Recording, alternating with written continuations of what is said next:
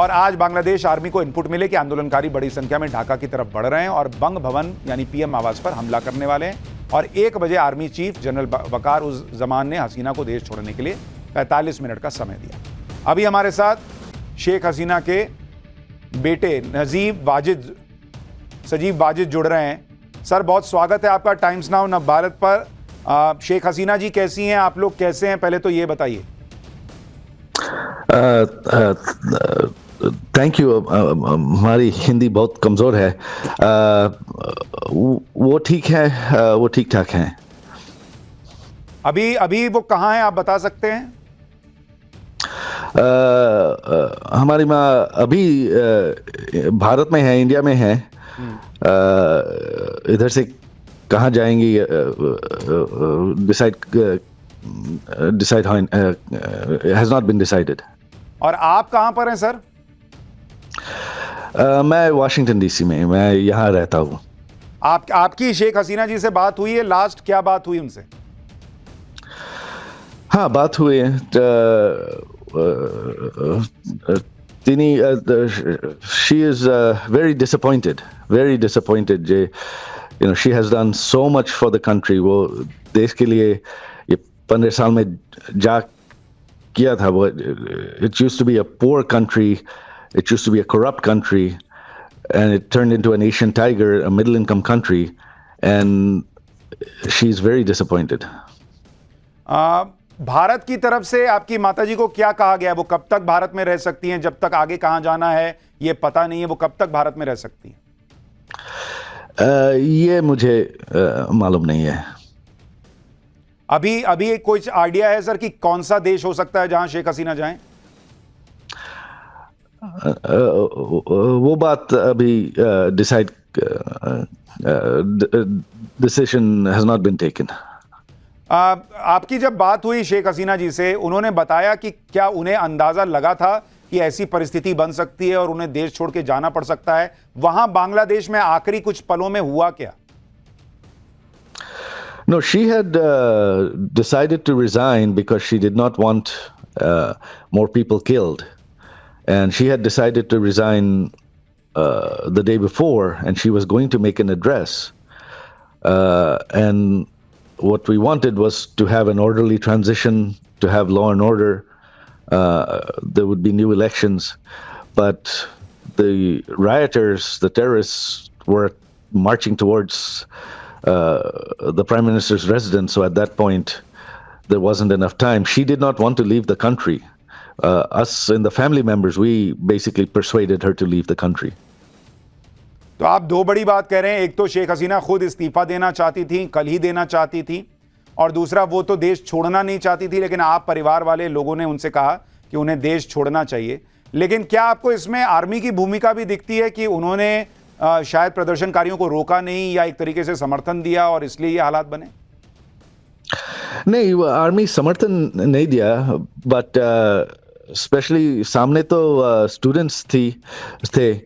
Army आपके आसमान में फायर किया, बट आर्मी तो we did not want the army to shoot students. It would have been a massacre. So we did not want that either. ठीक है, बहुत बहुत शुक्रिया सजीब भाई हमसे बात करने के लिए। सजीब जो कि शेख हसीना के बेटे हैं, वो टाइम्स नाउ नव भारत पर बातचीत कर रहे थे और उन्होंने कहा कि भारत में ही अभी शेख हसीना हैं। थोड़ी देर पहले उनकी बातचीत हुई है। शेख हसीना बहुत उदास, निराश हैं कि भाई ये क्या हुआ, जिस देश को उन्होंने गरीबी से यहाँ तक पहुँचाया, उस देश में ये हालात बन गए कि उन्हें यहाँ आना पड़ा। अभी वो आगे कहाँ जाएंगी ये भी अभी तक क्लियर नहीं।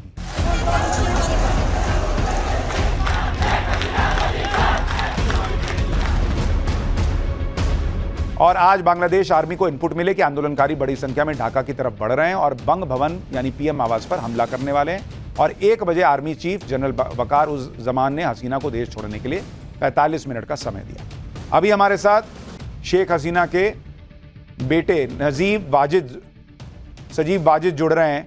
सर, बहुत स्वागत है आपका टाइम्स नाउ नव भारत पर। शेख हसीना जी कैसी हैं, आप लोग कैसे हैं, पहले तो ये बताइए। Thank you. हमारी हिंदी बहुत कमज़ोर है। वो ठीक है, वो ठीक ठाक हैं। अभी वो कहाँ हैं, आप बता सकते हैं? हमारी माँ अभी भारत में है, इंडिया में है। इधर से कहाँ जाएंगी decide has not been decided. और आप कहाँ पर हैं सर? मैं वाशिंगटन डीसी में, मैं यहाँ रहता हूँ। आपकी शेख हसीना जी से बात हुई है? लास्ट क्या बात हुई उनसे? हाँ, बात हुई है। she is very disappointed, very disappointed. You know, she has done so much for the country. वो देश के लिए ये 15 साल में जा किया था। वो it used to be a poor country, it used to be a corrupt country, and it turned into an Asian tiger, a middle income country, and she's very disappointed. Bharat की तरफ से आपकी माताजी को क्या कहा गया? वो कब तक भारत में रह सकती हैं? जब तक आगे कहां जाना है ये पता नहीं है, वो कब तक भारत में रह सकती हैं? ये मुझे मालूम नहीं है। अभी कोई आइडिया है सर कि कौन सा देश हो सकता है जहां शेख हसीना जाएं? वो बात अभी decision has not been taken. आपकी जब बात हुई शेख हसीना जी से, उन्होंने बताया कि क्या उन्हें अंदाजा लगा था कि ऐसी परिस्थिति बन सकती है और उन्हें देश छोड़ के जाना पड़ सकता है? वहां बांग्लादेश में आखिरी कुछ पलों में हुआ क्या? No, she had decided to resign because she did not want more people killed, and she had decided to resign the day before, and she was going to make an address, and what we wanted was to have an orderly transition, to have law and order. There would be new elections, but the rioters, the terrorists, were marching towards the Prime Minister's residence. So at that point, there wasn't enough time. She did not want to leave the country. Us and the family members, we basically persuaded her to leave the country. तो आप दो बड़ी बात कह रहे हैं। एक तो शेख हसीना खुद इस्तीफा देना चाहती थी, कल ही देना चाहती थी, और दूसरा वो तो देश छोड़ना नहीं चाहती थी, लेकिन आप परिवार वाले लोगों ने उनसे कहा कि उन्हें देश छोड़ना चाहिए।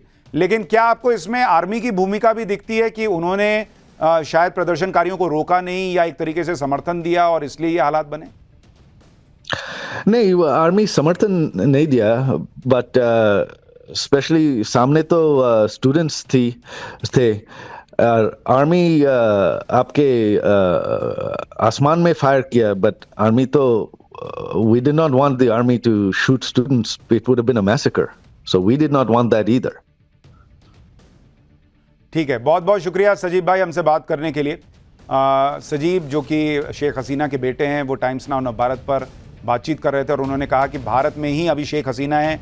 थोड़ी देर पहले उनकी बातचीत हुई है। शेख हसीना बहुत उदास, निराश हैं कि भाई ये क्या हुआ, जिस देश को उन्होंने गरीबी से यहाँ तक पहुँचाया, उस देश में ये हालात बन गए कि उन्हें यहाँ आना पड़ा। अभी वो आगे कहाँ जाएंगी ये भी अभी तक क्लियर नहीं।